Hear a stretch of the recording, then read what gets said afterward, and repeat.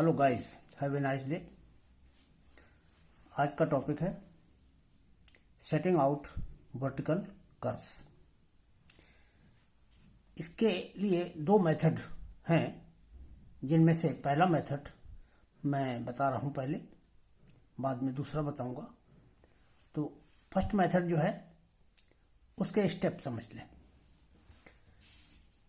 Find the changes of T1 and T2 by determining the length of curve। अब आप साथ में ये फिगर देखते चलें।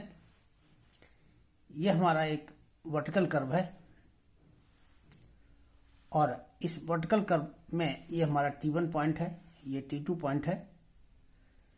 तो सबसे पहला काम ये होता है कि हम T1 और T2 इन दोनों बिंदुओं के चेनेज की गणना करें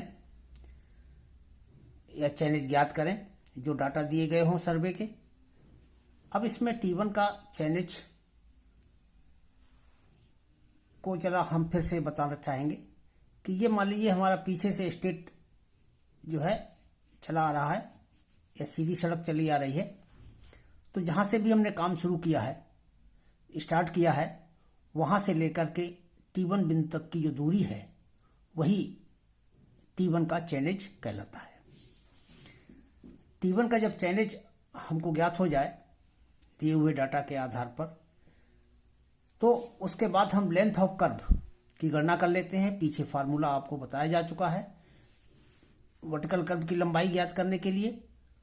तो उसके अनुसार जब इसकी लंबाई ज्ञात कर लेंगे तो T1 का चेनेज में जब हम कर्व की लंबाई जोड़ देंगे तो ये हमारा T2 का चेनेज ज्ञात हो जाएगा। तो इस तरह से T1 और T2 के चेनेज ज्ञात किए जाते हैं वक्र की लंबाई की गणना करने के बाद। यही हमारा पहला स्टेप है। दूसरे स्टेप को देखें, determine the RL of I by levelling. I क्या है? हमारा जो पहला स्टेट है और जो दूसरा स्टेट है, इन दोनों का कटान बिंदु जो है ये I कहलाता है, point of intersection.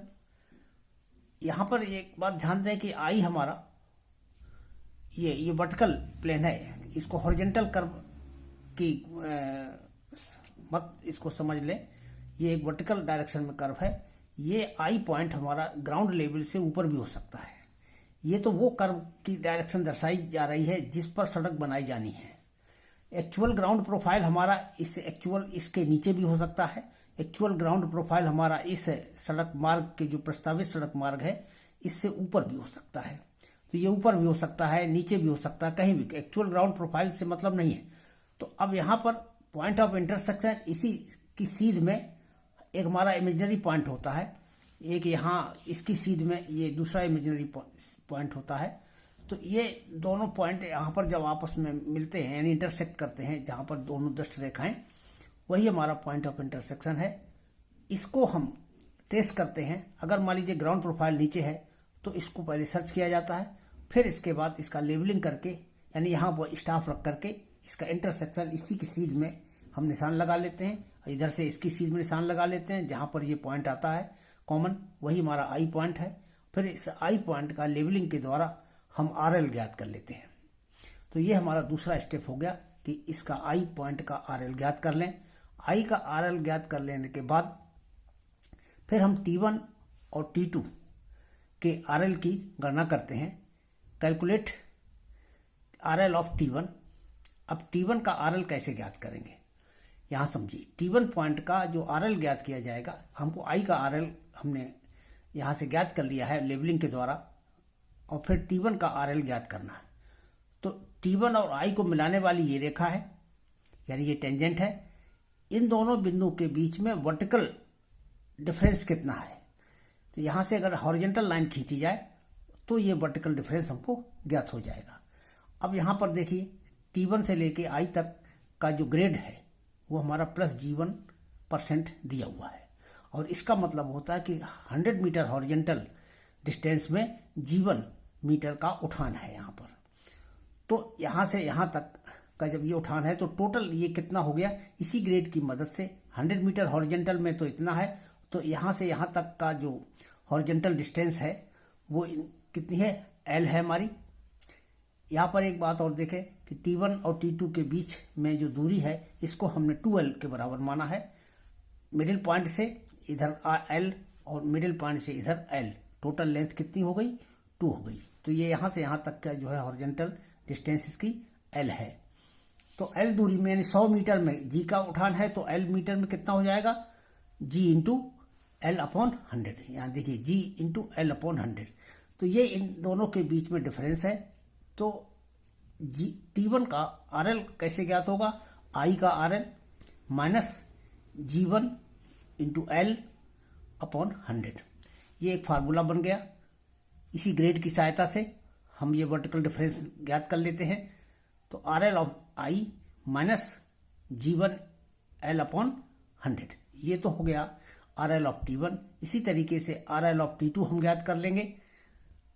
RL of T2 बराबर होगा RL of I minus G2 into L upon 100। ये चूंकि इधर का ढाल G2 है, तो इधर से जो है वर्टिकल डिफरेंस कितना आएगा? G2 into L upon 100।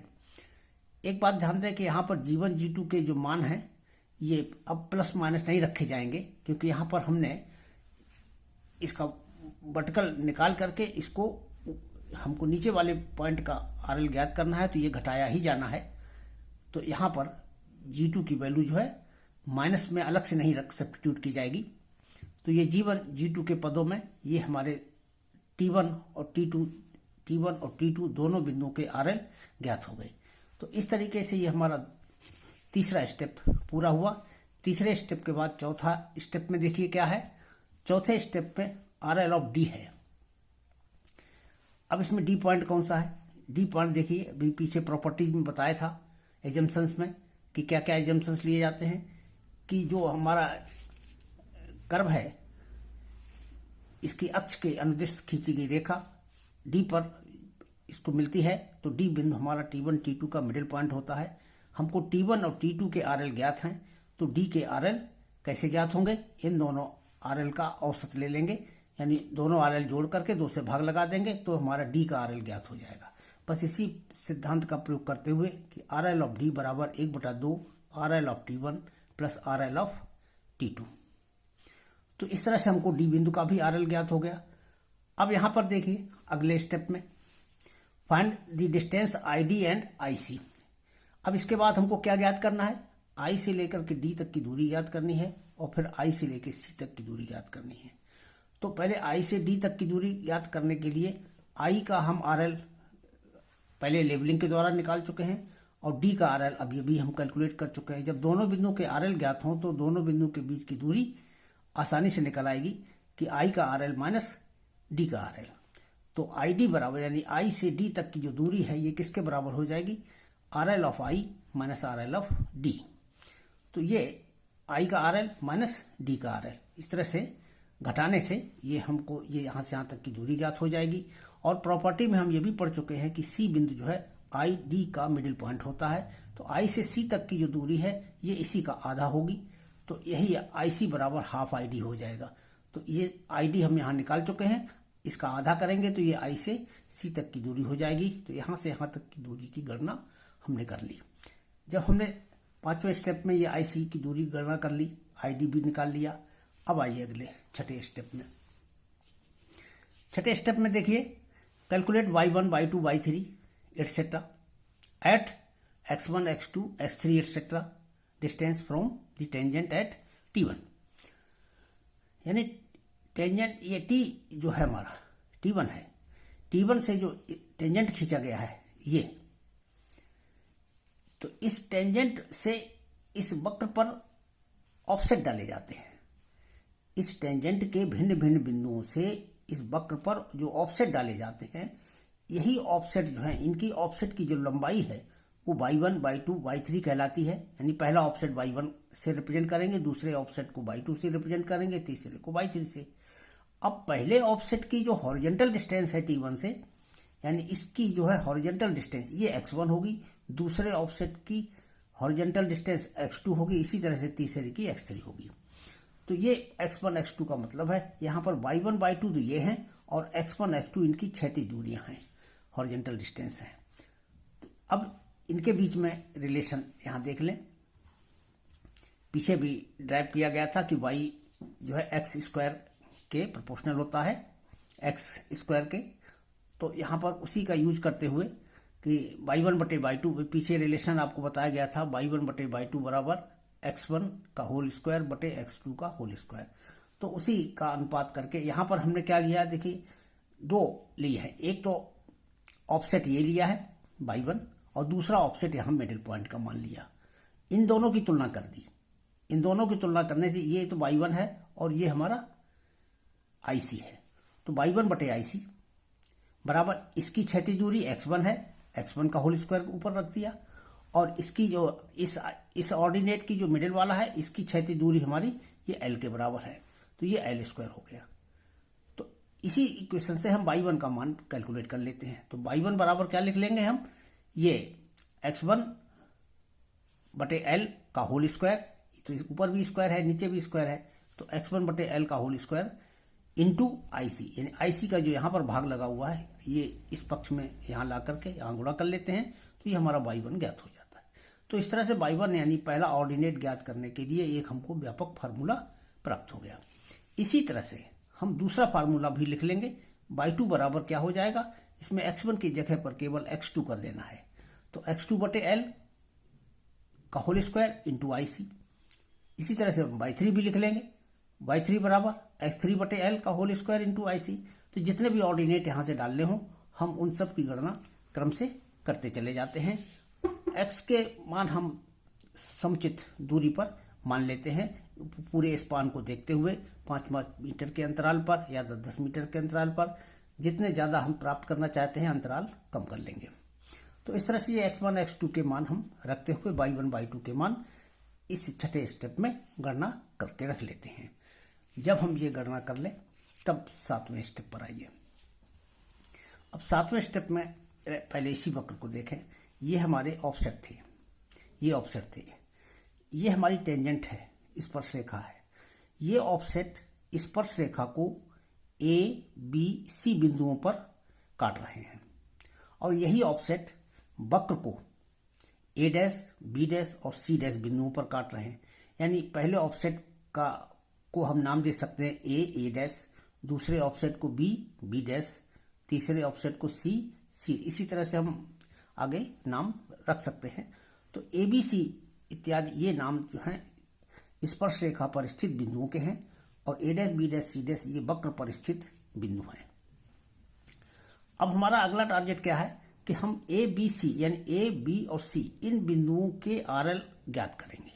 Target समझने पहले कि आपको करना क्या है अगले स्टेप में, बिंदु A, B और C तीनों के तुमको RL ज्ञात करने हैं। तो जब इसका RL ज्ञात करना है तो सोचें RL इसका कहाँ से ज्ञात होगा। आपने T1 का RL ज्ञात कर लिया है पहले से।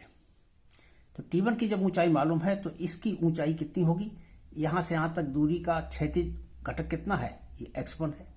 तो x1 और ये g1 की सहायता से हम ये वर्टिकल डिफरेंस इन दोनों बिंदुओं के बीच में यहाँ ज्ञात करके T1 के RL में ये वर्टिकल डिफरेंस जोड़ देंगे तो ये एक RL हो जाएगा। तो अब देखिए ये वर्टिकल डिफरेंस कितना है T1 और A के बीच में, ये इस ढाल के अनुसार निकाला जाए। 100 में g1 का है तो x1 में कितना हुआ, तो g1/100 गुणे x1, तो g1/100 इंटू x1 ये वर्टिकल डिफरेंस है। इसको हम जैसे ही RL ऑफ T1 में जोड़ेंगे तो ये हमारा A बिंदु का RL ज्ञात हो जाएगा। इसी तरीके से B बिंदु का RL हम कैलकुलेट करेंगे। इसमें क्या होगा, T1 का RL में क्या जोड़ेंगे, g1/100 इंटू x2 का गुणा कर देंगे यहाँ पर, तो ये हमारा B का RL ज्ञात हो जाएगा। इसी तरीके से C का ज्ञात करने के लिए यहाँ x2 की जगह x3 रख लेंगे, बाकी पद वही है। यानी यहाँ तो प्रत्येक में RL ऑफ T1 ही है और उसमें g1/100 इंटू x3 कर देंगे तो ये हमारा C का RL हो जाएगा। तो इस तरीके से हमारे A, B और C इन तीनों बिंदुओं के RL ज्ञात हो जाते हैं। जब इन तीनों बिंदुओं के RL ज्ञात हो जाए तो फिर अगले स्टेप में अब हमको A', B', C' इनके RL ज्ञात करने हैं। अब आपको A', B' और C' इन तीन बिंदुओं के RL, तीन क्या जितने भी बिंदु हैं इत्यादि बिंदुओं के RL ज्ञात करने हैं। इधर आप देखिए कि आपने y1 ये दूरी निकाल ली है, ये दूरी निकाल ली है, ये दूरी निकाल ली है। ए बी सी के RL इत्यादि के RL आप ज्ञात कर चुके हैं, तो इसमें से ये दूरी घटा दो तो ए डैश का RL ज्ञात हो जाएगा। बस यही काम इसमें किया गया है कि RL ऑफ ए डैश, यानी ए डैश का RL किसके बराबर होगा, ए का RL माइनस y1, यानी y1 इसमें से कम कर दिया गया, तो RL of A minus y1। इसी तरह से RL ऑफ बी डैश क्या होगा, RL of B minus y2। RL of C dash क्या होगा, RL of C minus y3। तो इस तरीके से हम a dash b dash c dash इनके RL ज्ञात कर लेते हैं। अब हमारा गणना का काम तो समाप्त हो गया। अब आइए अपना मेन ऑब्जेक्ट पर कि आपको वक्र के ये बिंदु जमीन पर स्थापित करने थे। तो अब देखिए, मान लीजिए आपको जैसे ये पहले स्टेशन ए डैश का RL ज्ञात हो चुका है, इधर T1 का RL है। जब T1 का RL है, जो एक्चुअल ग्राउंड प्रोफाइल हमारा क्या है, अगर जमीन नीचे है तो यहाँ पर जो है मिट्टी का भराव करके या एक ईंट का टेम्परेरी पिलर रखते हुए इसकी ऊंचाई जो है लेवलिंग के द्वारा, यानी लेवलिंग के द्वारा हम ये पता करते हैं कि जो इसका RL है उतनी ही RL पर ये बिंदु यहाँ पर हमको प्राप्त हो जाए। तो जमीन पर जो ये बिंदु स्थापित करेंगे वो इस तरह से करेंगे। मान लीजिए T1 तो ये ग्राउंड हमको मालूम ही है और हमारा ग्राउंड एक्चुअल ये है और हमको ए डैश बिंदु यहाँ पर चाहिए। ए डैश बिंदु का ऊंचाई इतनी है, तो जब इतनी ऊंचाई है तो इतनी ऊंचाई का बिंदु प्राप्त करने के लिए हमें यहाँ पर टेम्परेरी पिलर बना करके ये बिंदु यहाँ पर दर्शाना होगा। इसी तरह से अगला बी डैश बिंदु दिखाने के लिए ये बिंदु दिखाना होगा। तो ये उसी ऊंचाई पर ये बिंदु स्थापित करते चले जाते हैं, बाद में इसका भराव करके यहाँ पर रोड का लेवल मार्क कर देते हैं। अगर ग्राउंड एक्चुअल ग्राउंड प्रोफाइल ऊपर का है, यानी इससे ऊंचा है, तो हम ये खुदाई करते चले जाते हैं, इसको पहले कटिंग करेंगे तब ये बिंदु प्राप्त करेंगे।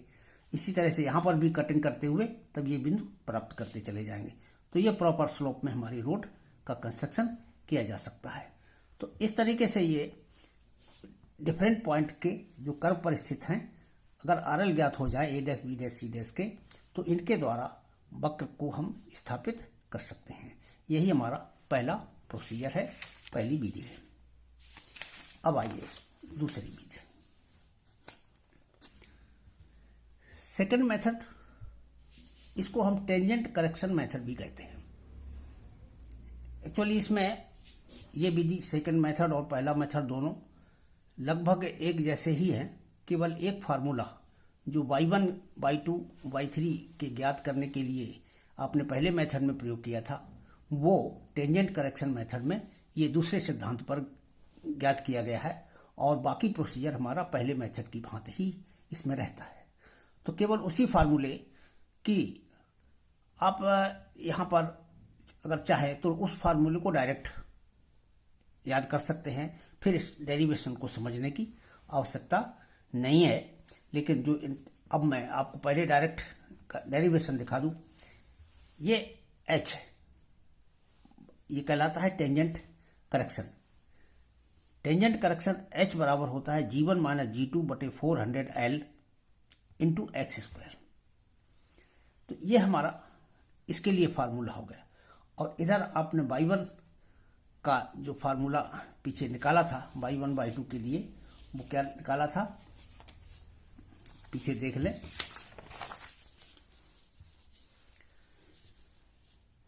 y1 देखिए, y1 बराबर x1 बटे l का होल स्क्वायर इंटू IC। तो इसमें भी x1 का होल स्क्वायर आता है और IC बटे l स्क्वायर हो जाएगा। IC बटे l स्क्वायर इंटू x1 का स्क्वायर हो जाएगा। इसके स्थान पर इसमें क्या है, एक्स स्क्वायर तो यहां पर रखा हुआ है और इसमें ये IC बटे l के स्थान पर, l स्क्वायर के स्थान पर ये पद व्यंजक। तो इतना डिफरेंस है। अगर हम इस फॉर्मूले को डायरेक्ट याद करके, तो हम इसका प्रयोग करके जो है वक्र की जो है सेटिंग जो है कर सकते हैं, कर्व को स्थापित कर सकते हैं। लेकिन जो लोग जो है इसका डेरिवेशन समझना चाहते हैं, ये उनके लिए मैं डेरिवेशन भी बता रहा हूं कि ये फार्मूला कैसे टेंजेंट करेक्शन का फार्मूला ये किस तरह से प्राप्त हुआ है। तो देख ले, बहुत ज़्यादा इसके टफ नहीं है। यहाँ पर एक कर्व इस तरह से एज्यूम किया गया है जो कि ऑरिजिन से होकर के गुजरता है। जब ये ऑरिजिन से होकर के गुजरता है तो इसमें हमारी जो जनरल इक्वेशन होती थी y equal to a x square plus b x plus c, तो उसमें कांस्टेंट c जो है ये 0 हो जाएगा। बाकी हमारा a x square plus b x ये हमारी जनरल इक्वेशन वैसे लिख ली जाएगी। तो ये c इक्वल टू 0 हो गया। अब इसको हम डिफ्रेंशिएट करेंगे तो dy बटे डी एक्स बराबर 2ax प्लस बी रह जाएगा। एट x इक्वल टू 0, जब हमारा x 0 पर है, x 0 है, उस समय इसका स्लोप कितना है, यानी यहां पर स्लोप कितना है g1 के बराबर, यानी इस साइड का स्लोप g1 है, ये g1 है, और इस साइड का स्लोप g2 है, ये माइनस का है, ये प्लस का है। तो यही वैल्यू हमने रख दी कि इसका स्लोप g1 होगा प्लस का। तो इसमें जब हम वैल्यू सब्स्टिट्यूट करेंगे तो ये प्लस g1 और यहाँ पर x की 0 वैल्यू रखेंगे तो ये b बराबर g1 आ गया। तो g1 b बराबर g1 या g1 बराबर b, तो यही वैल्यू हम सब्स्टिट्यूट कर देते हैं अपनी इक्वेशन में। तो यहाँ से क्या हो जाएगा, b की जगह पर g1 आ जाएगा। तो इक्वेशन हमारी बन गई y equal to a x square plus g1 x। तो ये हमारी इक्वेशन, यानी इस पद से हमने क्या किया है, b का मान निकाल के यहाँ सब्स्टिट्यूट कर लिया, तो हमारी इक्वेशन इस फॉर्मेट में आ गई। अब इसके बाद हम यहाँ देखते हैं कि ये हमारा वक्र है t1 से t2 तक। b हमारा general any point on the curve है। हमने इस कर्व पर स्थित कोई सा बिंदु b हमने एज्यूम कर लिया। b से एक वर्टिकल लाइन ड्रॉप की जो कि टेंजेंट को a पर काट रही है, और यहाँ से ये नीचे हॉरिजॉन्टल लाइन को c पर काट रही है। अब देखिए, इस b बिंदु की जो क्षैतिज दूरी है ये x के द्वारा रिप्रेजेंट की जाती है, और वक्र पर स्थित बिंदु की जो ऊर्ध्वाधर दूरी है ये y से रिप्रेजेंट की जाती है। तो जो हमारी जनरल इक्वेशन है उसमें y तो ये डिस्टेंस हो गई और x ये डिस्टेंस हो गई। अब देखिए, इसमें ए बी बराबर हम क्या लिख सकते हैं, a से लेकर b तक की जो दूरी है ये ऑर्डिनेट कहलाता है वैसे। तो इसको क्या लिखा जा सकता है, ए बी बराबर ए सी माइनस बी सी, ए सी माइनस बी सी लिख सकते हैं। ए से सी तक, इसमें से बी सी घटा दें तो ये दूरी हो जाएगी। वही चीज लिख ली गई, ए बी बराबर ए सी माइनस बी सी। और अब देखिए, ए सी का मान हमने रख लिया। ए सी इसको कैसे रखा, इस ट्रायंगल की मदद से रखा। इस ट्रायंगल का मतलब इसका ढाल हमको प्लस g1 मालूम है, और ये दूरी x मालूम है। तो x दूरी में g1% ढाल से, यानी 100 में g1 है, तो x में कितना हो गया, तो g1 x बटे 100 हो गया। तो ये ढाल जो है हमारा AC की वैल्यू कितनी हो गई, वो यहां से देख ले, g1 x हो गई। सीधे सीधे इसको g1 में ही लिख दीजिए, परसेंटेज में है, तो ये g1 x हो गई हमारी। तो g1 x और BC जो है हमारा यहां से यहां तक ये y के पदों में है, तो इसको हमने y लिख लिया। तो ये हमारा AB बराबर g1 x माइनस y के बराबर आ गया। अब हम क्या करते हैं कि y का मान जो हमने व्यापक समीकरण अपनी कर्व की निकाली है वही वाली वैल्यू यहाँ सब्स्टिट्यूट कर देते हैं। तो जब हम y की जगह ये रखेंगे a x square plus g1 x, चूंकि y माइनस में है तो दोनों में माइनस का चिन्ह लग जाएगा। ये दोनों पद हमने लिख लिए। इसमें पहला पद g1 x, दूसरा माइनस g1 x, ये तो कट जा रहा है, और माइनस का ए एक्स स्क्वायर बचेगा। तो ए बी बराबर माइनस का ए एक्स स्क्वायर हो गया, यानी ए से बी तक की दूरी किसके बराबर है, माइनस का ए एक्स स्क्वायर के है। तो ए बी बराबर, इसी को हम h से रिप्रेजेंट करते हैं। ये दूरी h से रिप्रेजेंट की जाती है, ए से बी तक की, और जो h से रिप्रेजेंट की जाती है इसको हम सी एक्स स्क्वायर लिख सकते हैं। हम केवल यहाँ कांस्टेंट हमने बदल दिया है, माइनस ए के स्थान पर c नया कांस्टेंट बना लिया है, जहां पर c बराबर जो है माइनस ए के बराबर है। तो h equal to c x square, ये हमारी जनरल इक्वेशन हो गई। यहाँ पर जो h होता है इसी को हम टेंजेंट करेक्शन बोलते हैं। जो हमारा टेंजेंट करेक्शन मेथड है वो टेंजेंट करेक्शन यही दूरी होती है कि यहाँ पर, कहने का मतलब वक्र के स्थित बिंदु और उसी के ऊर्ध्वाधर तथा जो स्पर्श रेखा पर स्थित बिंदु है उनके बीच की दूरी ही हमारा टेंजेंट करेक्शन कहलाता है। अगर हमको ये बिंदु मालूम हो तो इसके इतने नीचे हमारा ये बिंदु स्थित होगा h, तो हम इस तरह से ये बिंदु स्थापित कर लेते हैं। तो ये टेंजेंट करेक्शन हो गया h बराबर सी एक्स स्क्वायर। ये हमारी जनरल टर्म है कि टेंजेंट करेक्शन h बराबर सी एक्स स्क्वायर। अब इस पद में c की वैल्यू कैसे ज्ञात करते हैं? To find the value of c, tangent correction है। अब जरा देखिए, यहां तुमने इसको h, ये किसी भी पॉइंट पर तो ये हमारा h कहलाता है। अगर हम ये पॉइंट यहां ले लें डायरेक्ट T2 पर, तो T2 पर ये टेंजेंट करेक्शन, जैसे देखें कि यहां पर पॉइंट ले लें तो ये टेंजेंट करेक्शन इतना हो जाएगा, यहां पर पॉइंट ले लें तो टेंजेंट करेक्शन ये हो जाएगा। अब एक्चुअली यहां पर ये कर्व आगे कैसे किया गया है, यहां पर समझ लें पहले। ये T1I हमारा इंटरसेक्शन पॉइंट है, ये T2I ये दूसरा, या ये टेंजेंट है, ये टेंजेंट है, ये पॉइंट ऑफ इंटरसेक्शन है। यहां पर इसी लाइन को आगे बढ़ा दिया गया है और T1I की जो लंबाई है इतनी ही लंबाई और आगे बढ़ा दी गई, यानी ये T1 से I तक और I से A तक ये दोनों दूरियां आपस में बराबर रखी गई हैं। बराबर रखने पर हमको A बिंदु प्राप्त होता है और ये A बिंदु हमारा ठीक T2 के ऊपर स्थापित होता है। तो यहां से इसको मिला देते हैं। I से हम एक डॉटेड हॉरिजॉन्टल लाइन ड्रा कर लेते हैं। तो अब हम देखते हैं कि इसके भिन्न भिन्न बिंदुओं पर, जैसे इस बिंदु पर हम ये टेंजेंट करेक्शन निकालें तो ये यहां से यहां तक हो जाएगा। इस बिंदु पर टेंजेंट करेक्शन निकालें तो यहां से यहां तक की दूरी हो जाएगी। ऐसे T2 बिंदु पर जब हम करेक्शन निकालेंगे तो ये यहां से यहां तक की दूरी हो जाएगी। तो इसी कंसेप्ट के आधार पर ये हम टेंजेंट करेक्शन एट T2 की गणना करते हैं। वो कितनी दूरी के बराबर होगा? A T2 के बराबर। तो ये A T2 हो गया। तो A T2 को हम दो पार्ट में लिख सकते हैं, AB plus B T2, AB plus B T2, ये हो गया। अब देखो AB हमारा कितना हुआ? AB, इस रेखा का ढाल तो वही है जो इसका है G1, तो ये इसका ढाल जो है G1 L/100 हम लिख सकते हैं इसको, इस रेखा का, यानी इसका जो ये कंपोनेंट है, वर्टिकल डिफरेंस है इसमें G1/100 इंटू L। तो ये दूरी L है, ये दूरी L है, आधे वक्र की दूरी को L माना जाता है। तो ये इसमें उठान कितना आ जाएगा? ये G1 L/100 के बराबर हो जाएगा। इसका जो उठान कितना आ जाएगा? माइनस G2 L/100 इसमें आ जाएगा। इसका चूंकि माइनस ग्रेडियंट है तो ये माइनस G2 L/100 आ जाएगा। तो ये इसकी वैल्यू हो गई।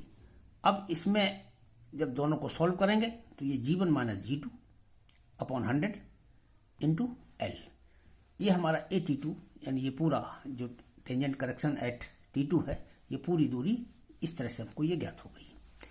इसी को हम A T2 को ही H लिख लेते हैं। मान लीजिए ये यहां से यहां तक का करेक्शन स्मॉल h है, तो ये एक समीकरण हमने लिख ली कि स्मॉल h बराबर G1 minus G2/100 into L। ये हमारी चौथी इक्वेशन हो गई। अब इसके बाद है now at T2 point. T2 point पर x की वैल्यू देखिए, T1 से इसकी दूरी कितनी है? ये 2L के बराबर है। तो हम जनरल जो अपना इक्वेशन है इसकी h बराबर सी एक्स स्क्वायर, अभी ऊपर ड्राइव किया था आपने, यहाँ देखिए h बराबर सी एक्स स्क्वायर। तो इसी इक्वेशन में हम ये वैल्यू सब्स्टिट्यूट करते हैं, x बराबर 2L। तो x का मान जब ऐसे 2L रखेंगे तो ये इसका होल स्क्वायर हो गया, तो ये आ गया 4CL स्क्वायर। तो h बराबर 4CL स्क्वायर हो गया, यानी h बराबर 4CL स्क्वायर। अब हमको दो मान प्राप्त होंगे, ये समीकरण 5 हो गई, ये समीकरण 4 हो गई। समीकरण 4 से h बराबर इतना है, समीकरण 5 से h बराबर 4CL स्क्वायर है। दोनों समीकरण से h को एलिमिनेट कर दो, यानी ये दोनों आपस में बराबर लिखे जा सकते हैं। तो 4CL स्क्वायर बराबर G1 माइनस G2/100 L हो गया। अब इसमें देखिए 4 को नीचे लाइए तो ये कितना हो गया? 400 हो गया। और L स्क्वायर को भी नीचे लाइए तो L/L स्क्वायर, यानी एक L नीचे बचेगा, तो हमारा बन गया G1 माइनस G2/400 L। तो C की वैल्यू जो यहां से निकल आई, यानी यहां पर जो हमारा ये पद था h बराबर C1 CX स्क्वायर, इसमें ये C कांस्टेंट जो माना था, इसकी वैल्यू हमने इस तरह से ज्ञात कर ली। तो C की वैल्यू जब हमने ज्ञात कर ली तो हमारी टेंजेंट करेक्शन की वैल्यू क्या हो जाएगी? h बराबर C इंटू एक्स स्क्वायर होता है। टेंजेंट करेक्शन h बराबर जनरल इक्वेशन है ये तो सी एक्स स्क्वायर, और c का मान हमने ज्ञात कर लिया, तो c का मान g1 माइनस जी2 बटे 400L इंटू एक्स स्क्वायर। तो इस फार्मूले से हम h का मान ज्ञात करते हैं। तो h के लिए ये जनरल, बस यही हमारा स्टैंडर्ड फार्मूला है। आपको एट लास्ट डेरिवेशन तो एक समझने की चीज़ है, इसको समझ सकते हैं, और इसके बाद फाइनली ये रिलेशन आपको याद करना है कि टेंजेंट करेक्शन h बराबर इस फार्मूले से कैलकुलेट होता है। यहाँ पर ये ध्यान दें कि the value of h is the same as the value of y in the first method. पहले मेथड में जो y1, y2, y3 की जो वैल्यू के लिए फार्मूला यूज किया था वही फार्मूला h के लिए है। ये दोनों से एक ही वैल्यू प्राप्त होती है। आप किसी भी क्वेश्चन को दोनों मेथड से हल करके चेक कर सकते हैं कि दोनों से एक ही मान प्राप्त होता है। तो जब आप इस फार्मूले का प्रयोग करेंगे तो ये कहलाएगा कि टेंजेंट करेक्शन मेथड का प्रयोग करके आपने सॉल्व किया है, और जब पिछला मेथड यूज करेंगे तो जनरल मेथड से सॉल्व किया है। बाकी आगे का जो प्रोसीजर है, सबके आरएल ज्ञात करना, प्रत्येक बिंदु वक्र के सभी बिंदुओं का a dash b dash c dash के, वो सब पिछले प्रश्न की तरह पिछले मेथड की भांति ही होगा। केवल y1 y2 के स्थान पर इस फार्मूले का प्रयोग करके हमको ऑफसेट की गणना करनी है, या उसी को हम टेंजेंट करेक्शन का नाम देते हैं, टेंजेंट करेक्शन याद करते हैं। तो बाकी रेस्ट प्रोसीजर बिल्कुल सेम है। तो इस तरह से ये हमारे दोनों मेथड हो गए setting out of vertical curve. तो इस तरह से कर्व का ये चैप्टर पूरा हो रहा है। इसके में सारी चीज़ें बता जा चुकी हैं। तो अब इस चैप्टर को यहीं पर क्लोज करते हैं। Thank you.